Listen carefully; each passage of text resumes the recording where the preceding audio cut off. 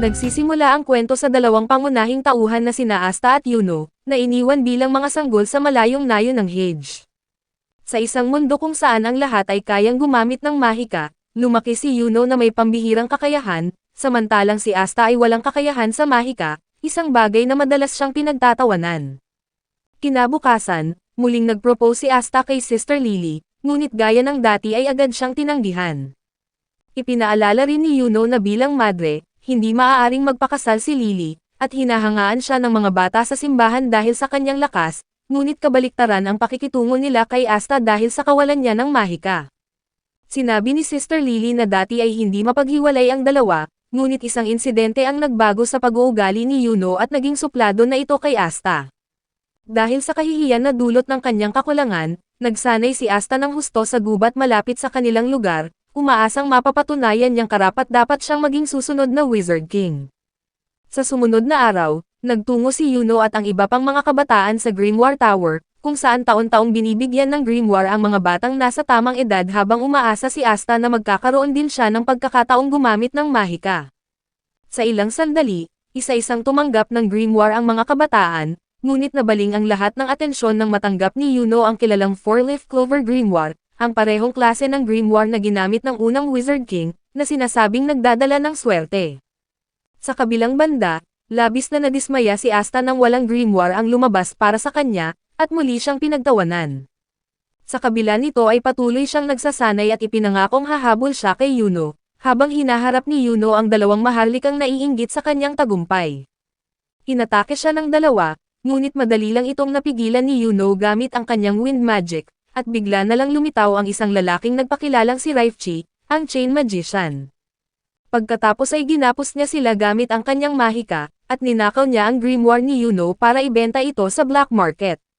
Sa hindi inaasahan ay dumating si Asta upang iligtas si Yuno, ngunit kahit anong pagsisikap niya ay hindi niya matalo ang mga kadena ni Raifchi, kaya't nahuli siya at muling inalipusta dahil wala siyang kahit anong mahika. Nang malapit na siyang sumuko, nagsalita si Yuno at sinabing si Asta ang kanyang pinakamalakas na karibal. Dahil doon ay muling nabuhayan ng loob si Asta, at laking gulat ng lahat nang biglang lumitaw ang isang itim na grimoire na may 5 dahon ng clover.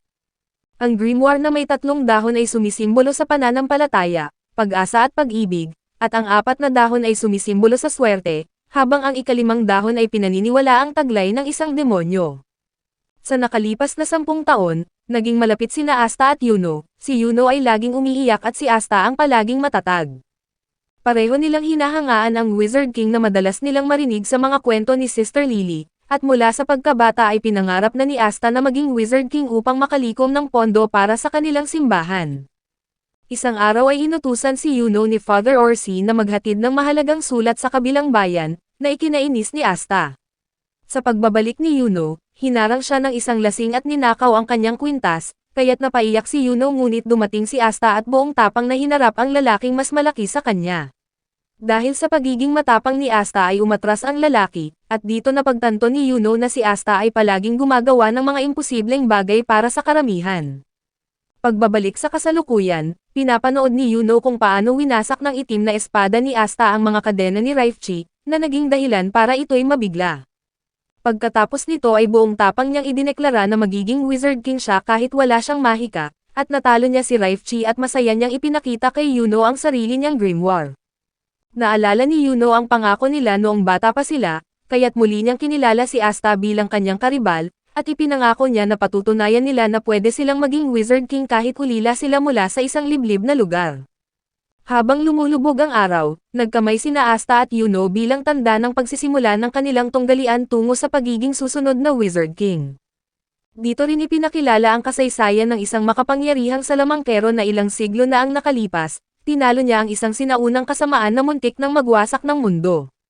Siya ang kinilala bilang unang Wizard King, at mula noon ay ipinamana ang titulong ito sa mga henerasyon at sinuportahan ng mga Magic Knights, isang samahang binubuo ng 9 na grupo na nagpapanatili ng kapayapaan. Matapos ang laban kay Raifchi, determinado nang magsanay sina Asta at Yuno para sa nalalapit na pagsusulit ng Magic Knights upang makasali sa isa sa 9 na grupo.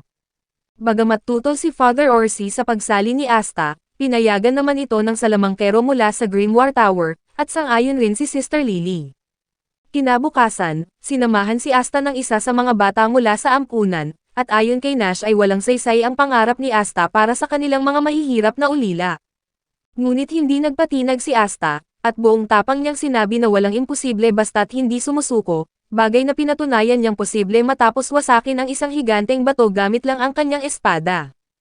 Bago sila umalis ay naghanda ang ampunan ng isang kapistahan, na binubuo ng mga pagkain na gawa sa patatas bilang pamamaalam, at biniro ni Father Orsi na makikita niya agad si Asta na siyang ikinainis nito. Kinaumagahan, maagang umalis sina Asta at Yuno, at sinabi ni Nash na balang araw ay sasali rin siya sa Magic Knights. Magsisimula na ang kanilang mahaba at mapanganib na paglalakbay patungo sa kabisera ng Clover Kingdom, kung saan gumamit sila ng mahika at pagkakaroon ng karera sa daan. Makalipas ang ilang araw, nakarating sila sa lungsod ng Kika, kung saan gaganapin ang pagsusulit. Habang si Yuno ay agad na napansin dahil sa kanyang four-leaf clover grimoire, si Asta naman ay napansin sa pagiging maingay, na ikinainis ni Yuno. Sa kalaunan, dumating ang sandaling pinapalibutan ng mga anti-bird ang mga kalahok, mga ibong lumalapit sa mga tao na may mahinang mahika. Wala ni isang ibon ang lumapit kay Yuno, habang si Asta ay halos matabunan ang kanyang buong katawan, na siyang ikinatuwa ng mga tao roon. Sa kanyang pagmamadali, nabangga ni Asta ang kapitan ng Black Bulls na si Yami, ang grupo na kilala sa pagiging pasaway at laging may nasisirang kagamitan. Nagalit si Yami nang tawagin siyang matandang salamangkero ni Asta, habang nagpakilala rin ang isa pang kalahok na si Sek. Nagsimula ang seremonya at isa-isang pumasok ang mga kapitan ng Magic Knights, at ipinakilala ni Sek ang bawat isa kay Asta. Ang kapitan ng Golden Dawn na si William, ay kinikilalang pinakamalakas sa lahat ng kapitan at siyang pinakamalapit na maging susunod na Wizard King. Sinimulan ni William ang pagsusulit, sa pamamagitan ng pagbigay ng walis sa bawat kalahok na kailangang paliparin gamit ang mahika, ngunit dahil walang mahika si Asta ay nabigo siyang paliparin ito. Sa parehong paraan, marami sa mga pagsusulit ang nangangailangan ng kontrol sa mahika, isang bagay na paulit-ulit na nabigo si Asta. Ngunit ang huling pagsusulit ay inihayag bilang isang laban, at si Sek ay kusang loob na humarap kay Asta, iniisip na madali lang itong talunin.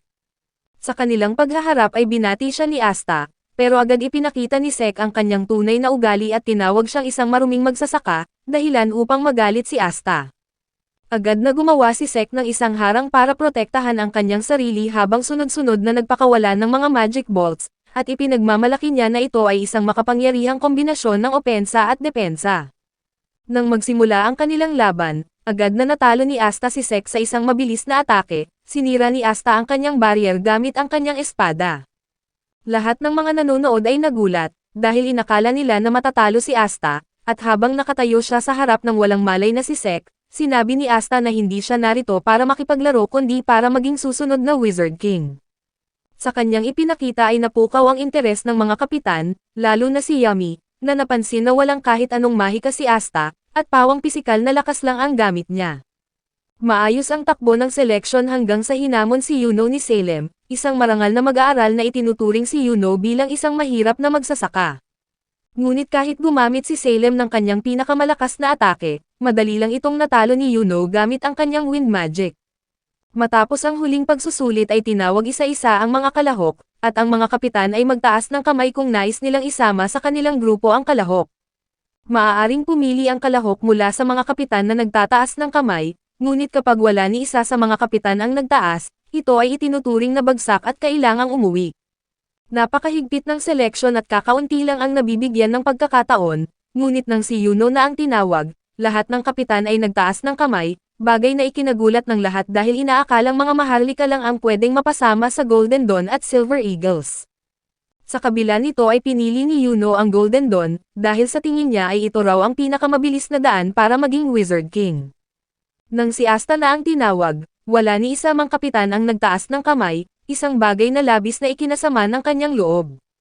Nang hinimok siyang lumisan ay biglang lumapit si Yami, sinabi niya na ganito ang masakit na katotohanan kapag wala kang mahika, at tinanong niya si Asta kung pursigido pa rin siyang maging Wizard King. Nang ipinahayag ni Asta ang kanyang layunin ay humanga si Yami at inalok siyang sumali sa Black Bulls, sabay sabi na baka balang araw ay matupad ang pangarap niya. Sa kalaunan ay nagkita at nagpaalam sina Asta at Yuno, habang tinatahak na nila ang magkahiwalay na landas. hinawakan ni Yami si Asta at hinagis ito sa isang portal na ginawa ni Finral papunta sa base ng Black Bulls. Pagdating doon ay nagulat si Asta sa kaguluhan sa loob ng base, at sinaway ni Yami ang grupo sa pagkasira ng kanilang bahay, ngunit siya mismo ang sumira sa kanilang pader. Sa ilang sandali ay ipinakilala ni Yami si Asta sa grupo, at nagulat ang ilan nang marinig na galing siya sa nayon ng Hedge. Matapos siyang ipakilala ni Finral sa mga miyembro, si Magna ay may pagdududa sa kakayahan ni Asta, kaya nagbigay siya ng pagsubok para mapatunayan kung karapat-dapat siyang magsuot ng balabal ng Black Bulls. Sa umpisa ay puro pisikal lang na pagsubok ang kanyang hinarap kaya madali niya itong nalampasan, ngunit sa huling pagsubok, kinailangan niyang harapin ang fire magic ni Magna ng buong lakas. Dito niya inilabas ang kanyang itim na espada, na agad namang kumuha ng atensyon ng mga miyembro, at nagpakawala si Magna ng isang higanteng bola ng apoy ngunit matagumpay itong nailihis ni Asta pabalik sa kanya. Nangamba si Asta na baka napatay niya ang sarili niyang kakampi, ngunit nakahinga siya ng maluwag nang makita niyang lumabas si Magna na walang galos, dahil naagapan nitong pigilan ang sarili niyang mahika sa huling sandali. Tumakbo si Magna papunta kay Asta, humanga siya sa ginawa nitong maibalik ang mahika sa kanya, at mas lalo pa siyang humanga nang malaman niyang wala palang mahika si Asta at tinawag niya itong isang tunay na lalaki. Nagtipon ng iba pang miyembro para batiin si Asta, at bilang pagtupad sa kanilang pangako, ibinigay nila sa kanya ang balabal ng Black Bulls na buong tuwa niyang tinanggap. Ngayon ay opisyal na siyang kasapi ng grupo at mainit siyang tinanggap ng lahat. Habang nagdiriwang ang grupo, may isang babae ring bagong recruit ng Black Bulls na palihim na pinapanood si Asta at iniisip lang ito bilang isang walang kwentang insekto. Ipinakita kay Asta ang kanyang silid, bagamat sira-sira at luma, masaya siyang nagkaroon ng sariling kwarto sa unang pagkakataon. Pinayuhan siya ni Magna na sumulat ng liham para sa kanyang pamilya sa nayon ng Hedge, habang ipinakita naman kay Yuno ang mas magarang kwarto sa Golden Dawn. Doon ay hindi siya nirerespeto ng kanyang tagapagturo na si Klaus dahil hindi siya kabilang sa maharlikang pamilya. Pagdating sa nayon ng Hedge, masayang natanggap nina Father Orsi at Sister Lily ang balita tungkol kina Asta at Yuno na parehong tinanggap bilang Magic Knights. Ipinakalat ni Father Orsi ang balita sa buong baryo habang tahimik na ipinagdarasal ni Sister Lily ang tagumpay ng dalawa. Nang sumunod na araw, habang ginagabayan ni Magna si Asta sa base ng Black Bulls, nakasalubong nila si Noel, bagong miyembro katulad ni Asta at kabilang sa royal family. Nang mapansin niya na walang mahika si Asta ay tinawag niya itong insekto, at para ipakita ang agwat ng lakas nila, nagpakawala siya ng water magic ngunit lumampas ito at si Magna ang tinamaan. Dahil sa hiya at inis, itinapon ni Noel ang kanyang balabal at tinawag ang grupo bilang pinakawalang kwentang squad sa kaharian. Sa kalaunan ay nakita ni Asta si Noel sa gubat na nag-e-ensayo ng kanyang water magic, at nakita niyang bagamat malakas ang kapangyarihan ni Noel, napansin ni Asta na nahihirapan siyang kontrolin ang kanyang mahika. Dahil dito, madalas siyang hamakin ng sarili niyang pamilya, pati na ng kanyang kapatid na kapitan ng Silver Eagles. Nang mapansin ni Noel si Asta, nahiya siya at sinubukan niya itong paalisin gamit ang kanyang mahika, pero ito'y nagwala at natrap siya sa isang vortex na gawa sa tubig. Tanging si Asta lamang ang may kakayahang iligtas siya, kaya't hinagis siya ni Yami sa vortex at ginamit niya ang kanyang black blade para wasakin ito. Sa halip na kutsain ay pinuri ni Asta ang galing ni Noel sa mahika, at sinabi niya na kapag nagsanay siya ng mabuti ay magiging napakalakas nito. Pinasigla rin siya ng ibang miyembro ng Black Bulls, at sinabing lahat sila ay may kanya-kanyang kahinaan. Tinanggap ni Noel ang kamay ni Asta at unti-unting naramdaman na tinatanggap siya ng grupo kung sino siya talaga. Kinabukasan, maagang nagising si Asta para gumawa ng mga gawaing bahay, at napagtanto niyang halos kapareho lang ito ng buhay niya sa ampunan. Habang nag-aalmusal, tinanong niya ang ibang miyembro kung ano ang ibig sabihin ng pagiging isang Magic Knight. Bawat isa ay nagbibigay ng kanya-kanyang sagot, dahilan upang magduda si Noel kung tunay ba siyang nababagay sa Black Bulls. Dumating si Yami sa cafeteria at tinawag si Magna para sa isang mahalagang misyon, at nang nakiusap si Asta na sumama ay tinanggihan siya ni Magna dahil hindi pa raw sila pwedeng magsama ng mga bata. Ang tinutukoy palang misyon ay isang laro ng poker laban sa mayor ng Sosi Village na si Seihai, ngunit natalo sila at nawala ang lahat ng kanilang puhunan. Bilang parusa sa kanilang pagkatalo, inatasan niya sina Asta at Noel na humarap sa unang misyon, pigilan ang paninira ng mga ligaw na baboy sa Sosi Village. Sinabi ni Asta na wala silang kinalaman sa nangyari dahil si Yami ang natalo, ngunit binantaan niya ang dalawa na papatayin niya sila kung hindi sila sasama. Nag-aalala si Noel na baka hindi siya makatulong dahil sa kakulangan niya sa kontrol sa Mahika, pero sinabihan siya ni Magna na nandyan siya para tumulong kung sakaling may hindi magandang mangyari. Dahil hindi kayang lumikha ni Finral ng portal sa mga lugar na hindi pa niya napupuntahan, at hindi rin kayang sumakay ni Asta at Noel sa mga mahiwagang walis, napilitan si Magna na isama sila papuntang Sosi Village gamit ang kanyang sariling walis na tinawag niyang Crimson Cyclone.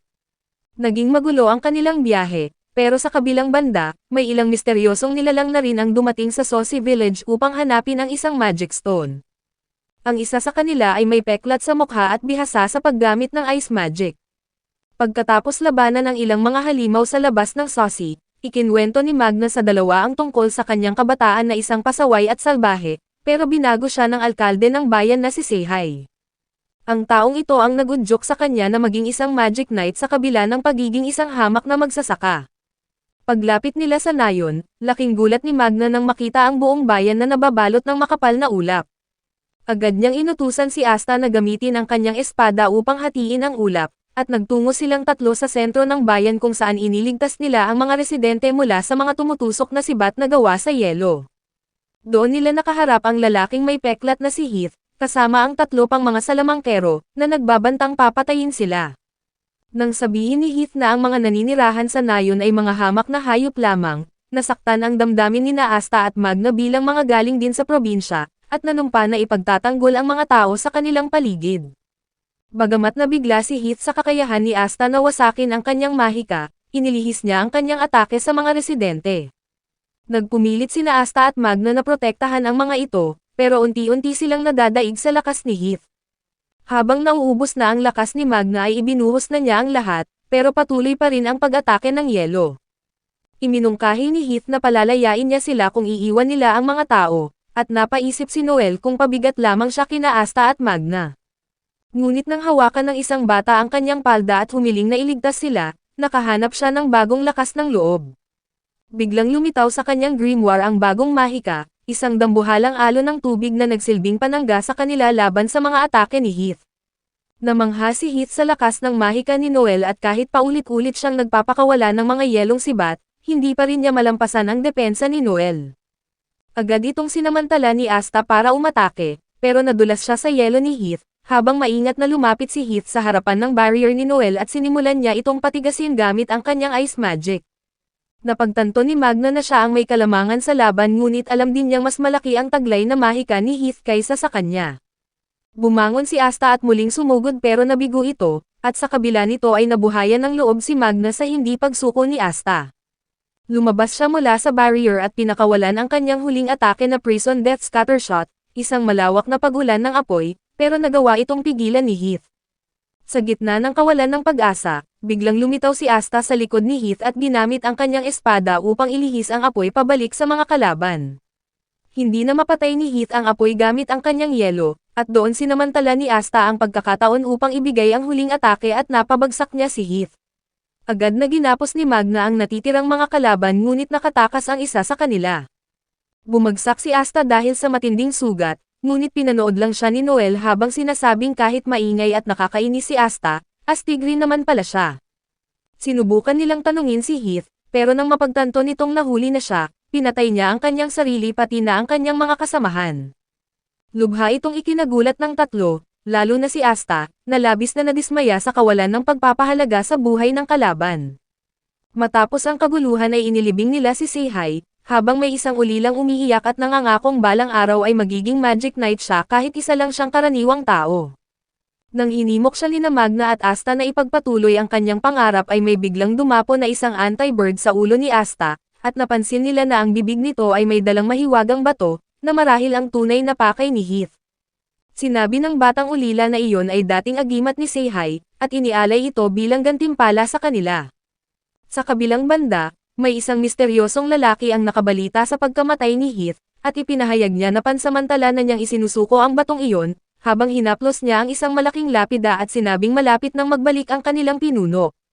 Pagbalik ng tatlo sa base ng Black Bulls, pinuri sila ni Yami sa pagtatanggol sa mga taga-nayon sa kabila ng pagkamatay ni Seihai. Bilang gantimpala ay binigyan sila ng gintong bituin ng Wizard King, na nagdala sa kabuoang puntos ng Black Bulls sa -30 stars, at may 70 stars naman ang Golden Dawn. Ibinigay rin sa kanila ang kanilang sahod na 200,000 coins, isang halagang halos hindi pa nakita ni Asta sa buong buhay niya. Balak niyang magpadala ng bahagi nito sa nayon ng Hedge, ngunit inimbitahan siya ni Vanessa at Noel na mamili sa susunod na araw. Sumakay sila sa lumilipad na walis ni Vanessa patungong Kika, ang parehong lugar kung saan ginanap ang pagsusulit upang maging Magic Knights ilang linggo na ang nakalipas. Nakita nila sina Finral, Ghosh at Charmy na abala sa paggastos ng kani-kanilang sweldo. Pagkatapos bumili ng mga halamang gamot, dinala niya sina Asta at Noel sa isang tagong eskinita kung saan matatagpuan ang black market. Nag-aatubili si Noel sa umpisa, ngunit napapayag siya ni Vanessa matapos sabihin na may mga mahiwagang gamit doon na maaaring makatulong sa kanya upang kontrolin ang kanyang kapangyarihan. Samantala ay naroon din si Sek na natatalo sa larong poker laban sa isang matandang babae. Umalis siyang dismayado upang ipagpatuloy ang kanyang misyon, ngunit nanatili ang pagkadismaya niya sa pagiging miyembro ng Praying Mantis. Nang makita niya sina Noel at Vanessa, agad siyang nahumaling sa kanilang kagandahan at sinubukan niyang manligaw, ngunit tinanggihan siya ng dalawa. Bumalik si Asta matapos mamili ng mga laruan, at muling nagtagpo sila ni Sek, na nainggit dahil muli na namang napalapit si Asta sa magagandang babae. Biglang sumigaw ang matandang babae at humihingi ng tulong matapos manakawan ang kanyang napanalunan sa baraha. Agad na tumugon si Asta at hinabol ang magnanakaw sa makikitid na daan ng eskinita, habang sinusundan siya ni Sek. Nakasakay sa isang ulap na gawa sa mahika ang magnanakaw, at nagulat ito sa patuloy na paghabol ni Asta dahil nagtataka siya kung paanong nakakasunod si Asta sa kabila ng kawalan nito ng mahika. Alam ni Asta na gawa sa mahika ang ulap, kaya't ibinato niya ang kanyang espada upang wasakin ito, at bumagsak ang magnanakaw sa lupa kung saan naghihintay si Sek upang hulihin ang salarin. Sa pagiging tanga ay sinaksak si Sek ng isang patalim na may lason at natakot siyang mamatay, kaya't pinalakas ni Asta ang kanyang loob at sinabihang huwag sumuko. Sa ilang sandali ay dumating si Vanessa at tinanggal ang lason, kaya nakaligtas si Sek at umalis kasama ang magnanakaw. Kasabay nito, ibinalik ng Black Bulls ang ninakaw na pera sa matandang babae at pinayuhan siyang mag-ingat sa susunod. Pag-alis nila, ibinunyag ng matanda ang kanyang tunay na katauhan, siya pala ang Wizard King na si Julius na nagpapanggap lamang. Namangha siya sa anti-magic sword ni Asta, at nang tumingin siya sa langit, nasabi niyang may isa na namang kahangahangang Magic Knight ang paparating. At dito na muna nagtatapos ang ating anime recap. Kung nag-enjoy ka ay huwag kalimutang mag-like, mag-subscribe at i-hit ang notification bell para lagi kang updated. Maraming salamat at kita-kits sa susunod na anime adventure.